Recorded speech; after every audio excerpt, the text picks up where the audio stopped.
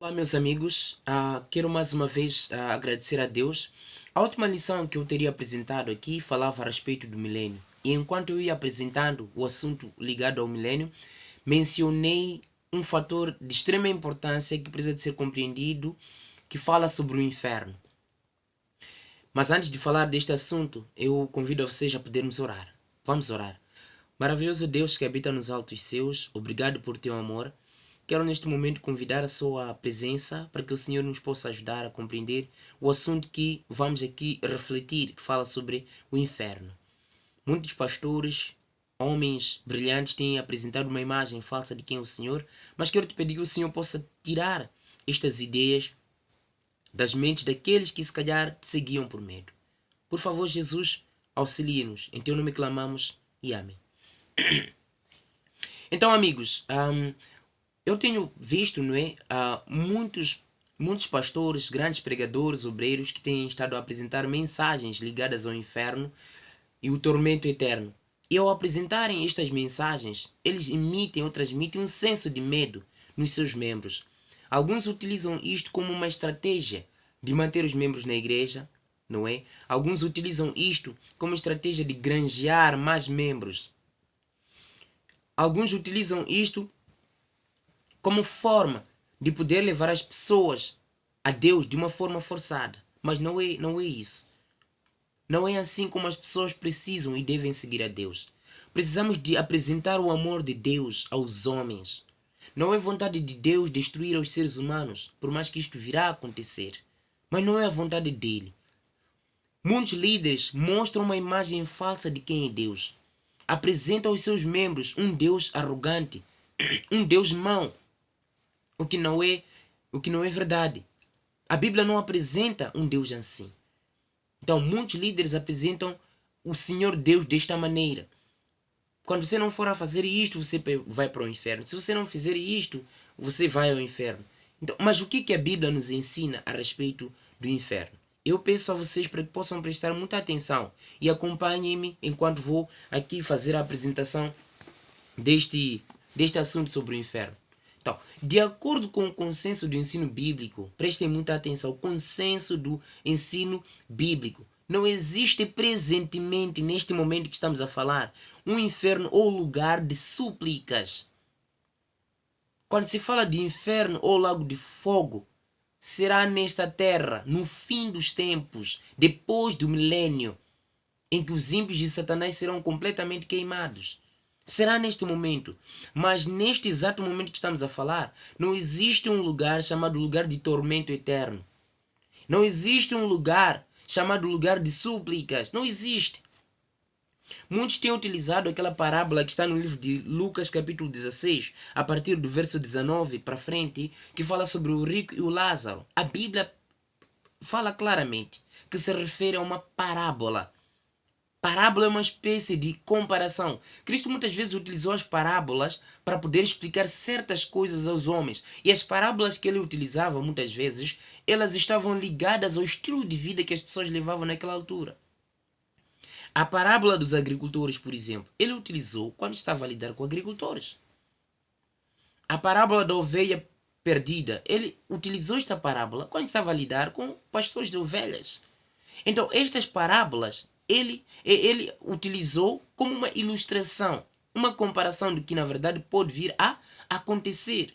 Então, a parábola do rico e o Lázaro, não que seja exatamente uma coisa assim, que existe um lugar chamado inferno e outro chamado paraíso. Não, é apenas uma ilustração daquilo que vai acontecer do fim daqueles que não fazem a vontade de Deus e do fim dos que fazem a vontade de Deus.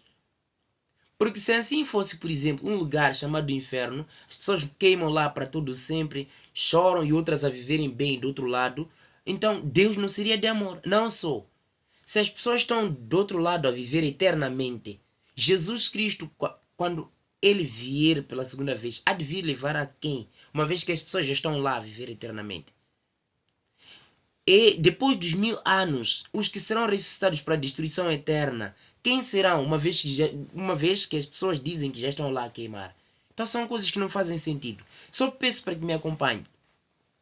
Apocalipse capítulo 20, verso 9 a 10, como teria mencionado também na lição anterior, diz assim: E subiram sobre a largura da terra e cercaram o arraial dos santos e a cidade amada, mas desceu fogo do céu e os devorou. E o diabo que os enganava foi lançado no lago de fogo e enxofre, onde está a besta e o falso profeta. E de dia e de noite serão atormentados para todo o sempre. A Bíblia diz que o diabo, o dragão refere-se ao diabo, besta refere-se ao sistema ou poder papal, e o falso profeta refere-se ao sistema, não é, americano. Então estamos a falar estamos a falar da América em si, não é?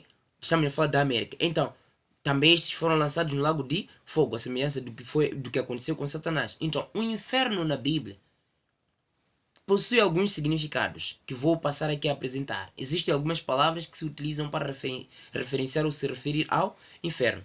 Pelo menos no Antigo Testamento, a palavra inferno aparece 62 vezes para se referir ao Sheol. Sheol, que significa sepultura, ou lugar de silêncio dos mortos. Lugar do silêncio dos mortos. Também a dizer assim, sepultura. É normal, você pode dizer alguém quando, por exemplo, é enterrado, dizer que foi colocado no inferno. Inferno significa sepultura. Neste contexto, existe também outra palavra, não é? Que nós várias vezes ouvimos, não é? Hades. Que é usada 10 vezes, pelo menos 10 vezes no Novo Testamento. Que significa também lugar do descanso dos mortos ou sepultura. Também tem outra palavra chamada Tártaro. Tártaro, que ocorre mais ou menos no livro de 2 de Pedro, capítulo 2, no verso 4, quando a Bíblia fala sobre a prisão que o Senhor fez dos anjos, aqueles que não fazem a vontade, que não fizeram, que não aceitaram fazer a vontade de Deus. Quando vocês forem olhar para o testemunho que um amigo chamado Gabriel apresenta, ele apresenta as categorias dos anjos, dos demônios, não é? Ou dos anjos que seguem a Satanás. Uns ele chama de anjos amigos, é este nome que lá no satanismo utilizam, anjos amigos. Esses anjos amigos são aqueles que induzem as pessoas a poderem cair no pecado, não é? Cair no pecado, por aí. E o outro grupo, o segundo, chamam-se anjos de guerra, que são aqueles que incitam conflitos no seio da família, entre pai e mãe, nora e sogra, gero e sogros, por aí. São anjos de guerra. São esses que planificam também todas as guerras que existem no mundo inteiro. E depois tem o outro grupo de anjos que são conhecidos como sendo os mais cruéis de todos. Não é? Esses, Gabriel, quando menciona no seu testemunho, diz que alguns deles estão soltos. Alguns deles são esses nos laboratórios, criam doenças, criam muitas outras coisas. Muitos problemas, não é? Na sociedade, por assim dizer. No entanto, aqui a Bíblia diz que esta palavra tártaro se refere a este efeito, ou então a este processo, ou então a isto que Deus fez, não é? O fato de reter um grupo de anjos, não é? Reservados para o julgamento futuro, o julgamento final. A palavra tártaro significa isto. Mas tem a palavra Gehenna na língua local, não é? De cá, da minha província, ou noutra língua, não é? Chamada Shona, tem esta palavra Gehenna. Em português podemos ler Gehenna. Então, a expressão Gehenna é uma palavra hebraica, não é? Que aparece muitas vezes no Novo Testamento, que se refere a um lugar onde normalmente era utilizado, chama-se Vale de Hino, não é? Que era utilizado muitas vezes para poder queimar ou sacrificar os filhos para poder sacrificar os seus próprios filhos, como diz o livro de 2 de Crônicas, capítulo 28, verso 3. Eram sacrificadas crianças ali aos deuses, aos baalins. E este também era um lugar que eles utilizavam para poder queimar a sujidade que havia naquela região, o lixo por aí. Então, porque havia sempre lixo, fazia-se muitas coisas lá, o fogo não se apagava, constantemente as pessoas queimavam coisas. Então as pessoas acabaram dando este lugar o nome de Gehenna. Então utiliza essa expressão Gehenna só para se referir a este processo de queimadura eterna. Podemos assim dizer, como a Bíblia diz, né? O processo de queimadura eterna. Então o que acontece aqui? Por exemplo, a Bíblia usa esta palavra vale como símbolo da destruição dos ímpios. Não que, na verdade, se trate de um lugar específico chamado inferno, outro chamado paraíso. Não. Utiliza essa expressão Geena para se referir, na verdade, é um símbolo, para se referir ao processo final da destruição dos ímpios. O livro de Mateus capítulo 25, por exemplo, verso 46 diz assim: e irão estes para o tormento eterno, mas os justos para a vida eterna. Então aqueles que não fizeram a vontade de Deus irão para o tormento eterno, os justos vão para a vida eterna. Judas, no verso 7, diz assim: assim como Sodoma e Gomorra e as cidades circunvizinhas que, havendo-se corrompido como aqueles e ido após outra carne, foram postas, por exemplo, sofrendo a pena de fogo eterno. Então, quando se trata do fogo eterno, as palavras eterno, todo sempre, pelos séculos dos séculos, não significa necessariamente que nunca terão fim. Não. Mas quando nós encontramos, por exemplo, no Novo Testamento, esses termos aparecem, não é? Aparecem tendo alguns sentidos, não é? Temos aqui esses termos gregos, por exemplo, aion, ou o adjetivo aionios, que é derivado daquele substantivo. O que é que significam então, por exemplo, essas palavras? Por exemplo, o aion, que está no livro de Hebreus, capítulo 5, no verso 6, refere-se justamente a Jesus Cristo, o fator da eternidade de Cristo. Mas se formos a olhar para outra expressão, não é? Aionios é essa aqui, aionios, que se utiliza para aquilo que aconteceu em Sodoma e Gomorra. É o mesmo termo que se utiliza para a destruição, na verdade, final que vai ocorrer para os ímpios. Então, o livro de 2 de Pedro, capítulo 2, verso 6, diz assim: condenou a subversão às cidades de Sodoma e Gomorra, reduzindo-as a cinza e pondo-as, por exemplo, aos que viessem ou vivessem impiamente. Quando se fala de destruição ou fogo eterno, refere-se a uma destruição eterna. Significa que a consequência desta destruição é eterna. Estes ímpios não passaram mais a existir.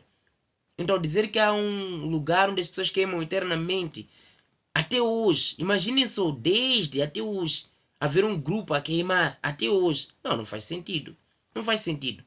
No entanto, a Bíblia menciona e nos dá a entender que a consequência é que será, na verdade, eterna. A Bíblia diz assim, no livro de Apocalipse, capítulo 21, verso 1: e vi um novo céu e uma nova terra, porque já o primeiro céu e a primeira terra passaram, e o mar já não existe.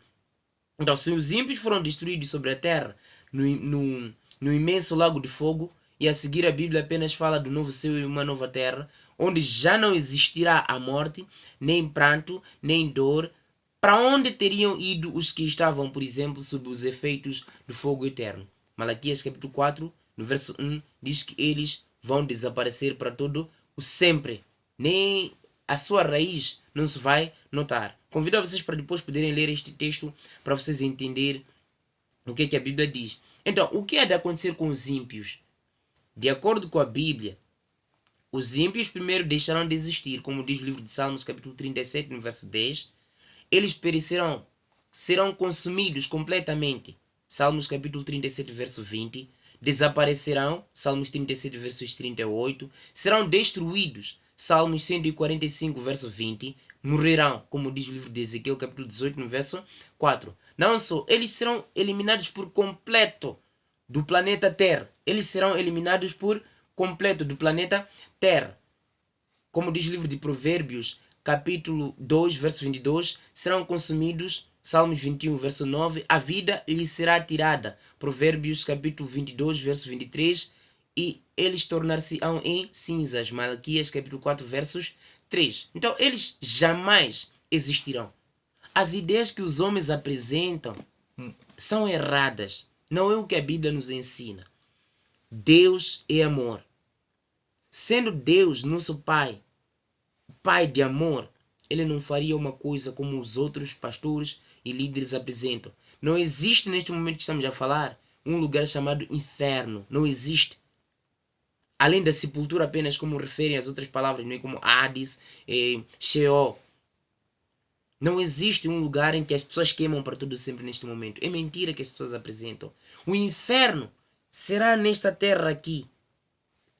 Quando serão ressuscitados os ímpios, aqueles que não terão feito a vontade de Deus, serão ressuscitados e serão destruídos juntamente com Satanás. E a destruição será eterna. Eles jamais existirão. É o que a Bíblia nos apresenta. Se tiver alguma dúvida a respeito deste assunto, pode escrever ali nos comentários. Se houver algum assunto que gostaria que eu pudesse abordar para vocês, meus queridos amigos, a respeito da Bíblia, a palavra de Deus, vocês podem apresentar. Quando o assunto for Bíblia, vocês podem apresentar, propor algum tema que gostariam que eu pudesse fazer algum comentário, que eu pudesse apresentar alguns detalhes, é só apresentarem que eu vou poder ajudar a vocês. Se vocês tiverem a coragem de perguntar, por exemplo, a Bíblia, ela terá a coragem de poder vos responder. Então, se forem assuntos bíblicos, eu estarei disponível para poder ajudar a vocês. Desejo que Deus possa vos abençoar imensamente e até a próxima. Muito obrigado.